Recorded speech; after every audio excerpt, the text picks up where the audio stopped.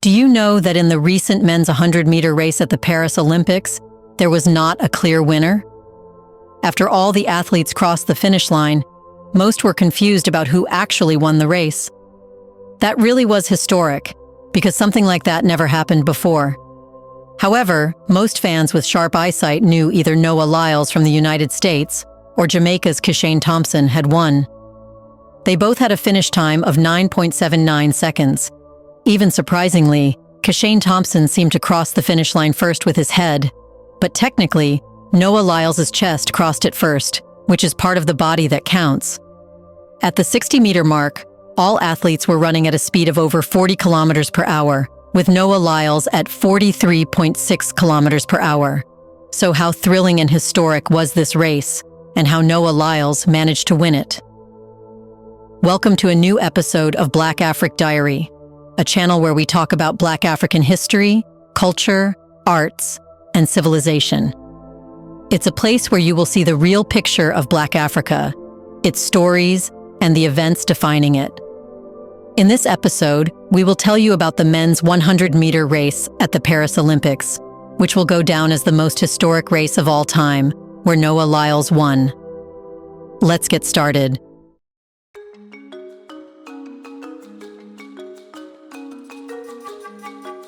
The men's 100-meter final at the Paris Olympics rekindled the intense rivalry between the United States and Jamaica in the world of sprinting.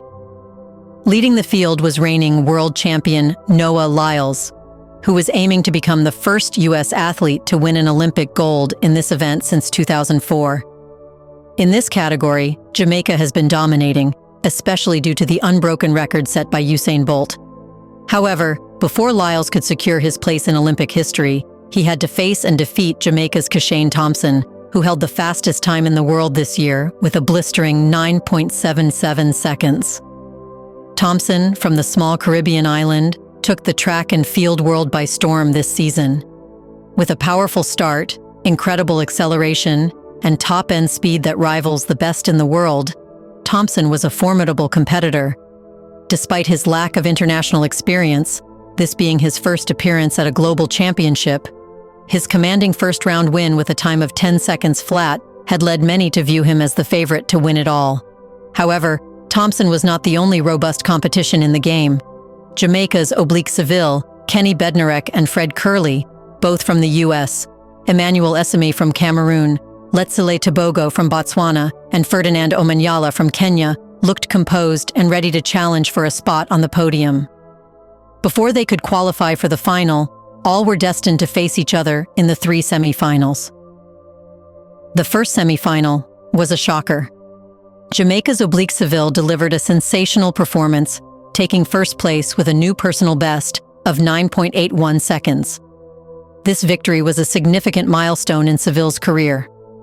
Hot on his heels was the reigning world champion, Noah Lyles from the United States, who finished in 9.83 seconds. Although Lyles came in second, his time was still impressive, fast enough to have won last year's World Championships. This race showed fierce competition this year, with no one athlete being the favorite of all. The second semifinal was where the drama began. South Africa's Akani Simbine claimed victory with a strong finish at 9.87 seconds, followed closely by Botswana's Letsile Tebogo, who clocked in at 9.91 seconds. The fight for the top spots was incredibly tight, with only 0.02 seconds separating second through fourth place. Italy's defending Olympic champion, Marcel Jacobs, finished third with a time of 9.92 seconds, while Kenny Bednarek from the United States came in fourth at 9.93 seconds. Neither Jacobs nor Bednarek was guaranteed a spot in the final, leaving them in suspense until the final times were confirmed. Before we continue further, tell us, are you enjoying the video? If yes, please like and share the video and subscribe to our channel to watch more videos on Black Africa. Let's continue now. Then came the third and last semifinal, which was arguably the most intense of all. The lineup featured some of the biggest names in sprinting, including Jamaica's Kishane Thompson, the United States' Fred Curley, Canada's Andre de Grasse, Great Britain's Jarnell Hughes, and Kenya's Ferdinand Omanyala. Thompson stole the show with a blistering run, taking first place with a time of 9:80 seconds, the fastest of all the semifinals. Fred Kerley wasn't far behind, finishing in 9:84 seconds, setting a new season's best. Despite these fast times, only the top two automatically advanced to the final, leaving sprinters like Benjamin Richardson, Azuama Enoxen-Brown, and Andre de Grasse, who all ran sub-10-second times, out of the final. De Grasse's 9.98-second finish, though fast, wasn't enough to secure him a spot, a harsh reality in such a competitive field. The results of these semifinals set the stage for what could be one of the most thrilling 100-meter finals in Olympic history. The final lineup included the two Jamaican sprinters with the fastest semifinal times, all three American contenders, and two African athletes, Akani Simbine and Letsila Tebogo. Defending Olympic champion Marcel Jacobs also secured his spot in the final. Each athlete entered the final with something significant to prove, whether it was defending a title, strengthening a world ranking, or chasing Olympic gold. The atmosphere at Stade de France was electric, with a dazzling pre-race light show and dramatic music setting the scene for what would become one of the most unforgettable moments in Olympic history. Yet, even with all the build-up, nothing could have fully prepared the crowd for the breathtaking 10 seconds that followed. The stadium was full of excitement as the athletes lined up for the men's 100-meter final at the Paris Olympics. It was a star-studded field, featuring Noah Lyles, alongside fellow Americans Bednarek and Fred Kerley. Adding to the anticipation was Jamaica's Kishane Thompson, who had been in peak form throughout the competition. When the starting gun fired, Fred Kerley shot out of the blocks with a lightning reaction time of 0.108, living up to his reputation as one of the fastest starters in the sport. His start was nearly perfect, giving him an early lead. Lyles, positioned in the middle of the track, was a bit slower off the mark, but quickly began to gather speed. Thompson, with his quick reflexes, kept pace with Noah Lyles. Up until the final meters, Lyles wasn't even in the running. He had the slowest reaction time in the field, tied with Letsila Tebogo at 0.178 seconds, far behind Fred Kerley's lightning-fast 0.108. At the 40-meter mark, Lyles was in last place. By the halfway point, he had only moved up to 7th.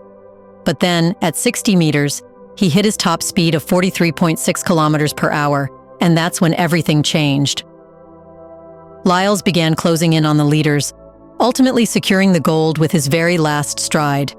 Thompson, who had been the fastest man in the world this year with a best time of 9.77 seconds, led from the 30-meter mark until just 10 meters from the finish. The race was decided by the finest of margins, with Lyles covering the 80 to 90-meter stretch in 0.84 seconds and the final 10 meters in 0.86 seconds, compared to Thompson's 0.85 and 0.87. After the race, Lyles said that he thought Thompson had won, and he even went up to him while they were waiting for results to congratulate him. But then, his name appeared on the top of the board. But this was a historic race. The entire field pushed the boundaries of what's possible, with the finishing times for Akani Simbine, Lamont Marcel Jacobs, Tebogo, Kenny Bednarek, and Seville setting records for 4th to 8th place finishes in a 100-meter race. South Africa's Simbine, who ran a personal best to finish 4th, said that missing a medal by 0.01 seconds is quite unbelievable, but he was happy. As the race ended, the stadium erupted in cheers. Lyles, realizing he had won, threw his arms up in celebration, his face a mix of relief and triumph. Thompson, though narrowly missing out on gold, was clearly proud of his performance, having pushed one of the world's best to the limit. This race was a thrilling display of elite sprinting, with Lyles proving his versatility and strength in the 100 meters. As he celebrated his first Olympic victory with pure joy, the rest of the stadium sat in stunned silence, having just witnessed one of the most historic 100-meter races of all time. Lyles clinched the win by an astonishingly slim margin, just 0.005 of a second, over Jamaica's Kishane Thompson, finishing in 9.79 seconds. This race was anything but ordinary. All 8 finalists crossed the line within 0.12 seconds of each other, with Jamaica's Oblique Seville finishing last despite a time of 9.91 seconds, a time that would have earned him 4th place at the Tokyo Games. It was also the first time in history that 8 men ran under 10 seconds in a win-legal race, making it the fastest 100-meter race ever. 4-time Olympic champion Michael Johnson didn't hesitate to call it the best 100-meter final he had ever seen. He said that the final lived up to the hype, and that it looked like Kishane Thompson was going to win, as he came in as the fastest man in the world. But this race was so close that you could have thrown a blanket over the finish line. We didn't even know who had won for several minutes. Noah Lyles has long seen himself as the successor to Usain Bolt's throne, combining world-class performances on the track with a charismatic presence off of it. He hasn't been shy about his ambitions, openly discussing his goal to break Bolt's long-standing 100-meter and 200-meter records. Lyles has even hinted at aiming for 4 gold medals in Paris by adding the men's 4x400-meter relay to his schedule, after winning triple gold at the World Championships in Budapest last year. Next on his agenda is the Olympic 200-meter title, where he is a 3-time defending world champion, though he had to settle for bronze in his Olympic debut in Tokyo 3 years ago.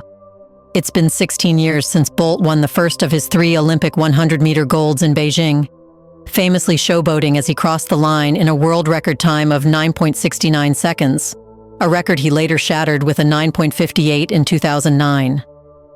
While Lyles hasn't yet reached those times, his 9.79-second victory in Paris and his 200-meter best of 19.31 seconds place him firmly among the sport's elite.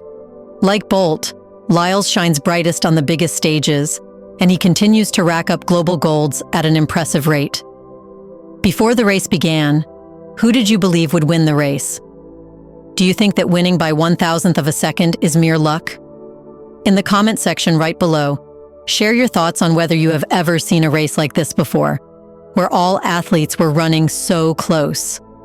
Do you want to watch more videos like this one? If yes, subscribe to our channel and press the bell icon next to it. We bring videos on Black Africa, its history, rich arts and culture, and things the world should know about. Thanks for watching, and until the next video, stay tuned.